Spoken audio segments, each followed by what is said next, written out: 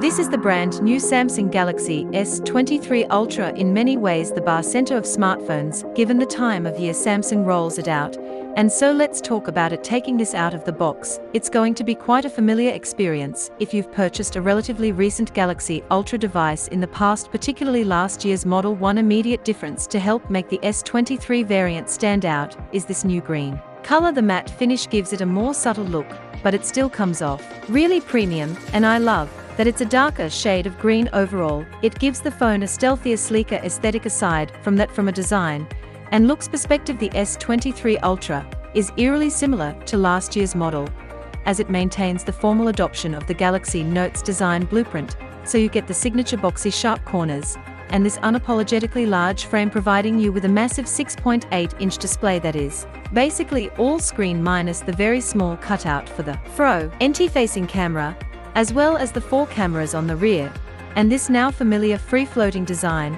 And of course, make sure that you're subscribed to the channel. This being a Note, Galaxy Ultra, you get the integrated S Pen at the bottom of the frame, so again very familiar. Now, one subtle difference with the form factor this go around is the way the frame is put together. It's still made out of aluminum and is still very well integrated into the display for that seamless pairing, but the sides are noticeably less curved than before, which makes it more comfortable to hold and operate in the hand. Moreover, it makes the display not be as curved as it was in the past. In fact, Samsung now calls the display a dynamic AMOLED Infinity Edge screen display, as it doesn't have nearly as dramatic of a curve as some of the older models. And so far I really like that curved displays are kind of like the bell-bottoms phone, look a lot more refined and polished, and it really does make for a better user experience, as you have less accidental touches on the display and less distortion when viewing content. Now, as far as specs and performance goes, as to be expected with Samsung, it's pretty outstanding. It comes in at a resolution of 1440 by 3088, making for around 500 pixels per inch,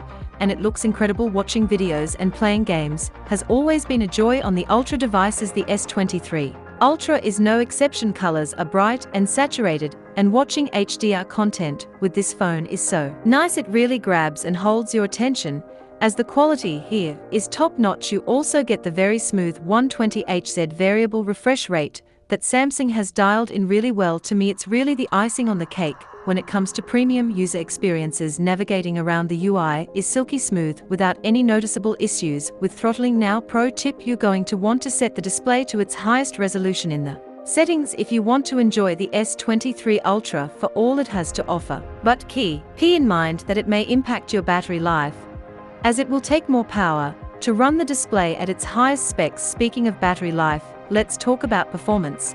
And full transparency, it's only been 24 hours, so take everything I'm saying with a grain of salt. It's a bit too early to definitively draw any major conclusions, as I do need more time to do some more serious testing. Now, that said, an important thing to take note of is the processor that's powering the species advice, and that's the Snapdragon 8 Gen 2 chip. It's a flagship chip made by Qualcomm.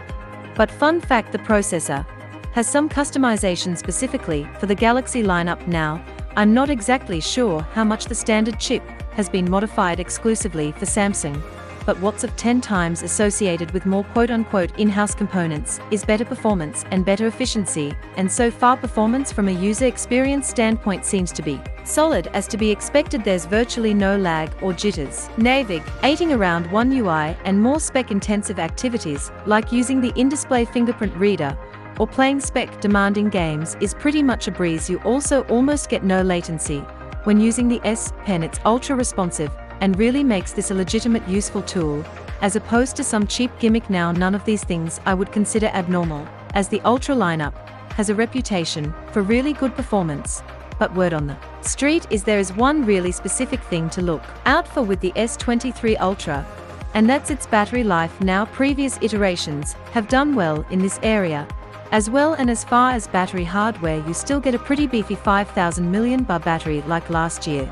But apparently, with the app optimization of the new processor, the S23 Ultra is said to have some significant gains when it comes to battery life, and honestly that's pretty exciting because it was a strong performer last year, so I'm eager to see what improvement Samsung has made. Especially, why? Because battery life on. Make sure that you're subscribed to the channel. Let's talk about my first impressions with the S23 Ultra's camera. 200 megapixel sensor that's 2 times as many as the original heavily spec'd 100 megapixel sensor from last year. And so far the snap apps coming from this camera look great, with a ton of detail, a dash of extra contrast for a more stylized look, and I'm happy to see that Samsung continues to go down this path of making its computational photography settings lead to more natural, less artificial looking photos. You also get updated sensors for the ultra-wide 3 times and 10 times telephoto zoom cameras. And so far, with the limited testing I've been able to do, they all perform really well. There's good color matching between all different sensors, and generally there's just a lot more detail and a lot more sharp than last year. Now the front-facing camera, on paper, could look like a downgrade, as it went down from 40 megapixels to 12, but I don't think that's the case, as the selfies coming out of the S23 also look pretty fantastic. And when it comes to video, the S23 Ultra comes with new and improved stabilization, which is great for handheld shooting, but by far my favorite update here has to be with the 8K video option. You no longer are heavily cropped in like before, and the footage, at least for the Hero, now seems noticeably sharper. So all to say, the Galaxy S23 Ultra 24 hours later is a good blend of super familiar, but also really meaningfully different. The form factor and the day-to-day experience is no doubt similar to Master's model, but I'm really liking what I'm seeing so far with the improved camera performance, and I'm eager to see if the battery life on this phone lives up to the hype. Now I'm going to be doing a lot more thorough testing with all the S23s. Make sure that you subscribe to the channel so you can catch the way more thorough review coming very soon. But let me know what you guys think about the S23 Ultra. Is it too familiar of a device, or is this something you're excited to get your hands on? Curious to get your thoughts. Let me know what you guys are thinking in the comments down below.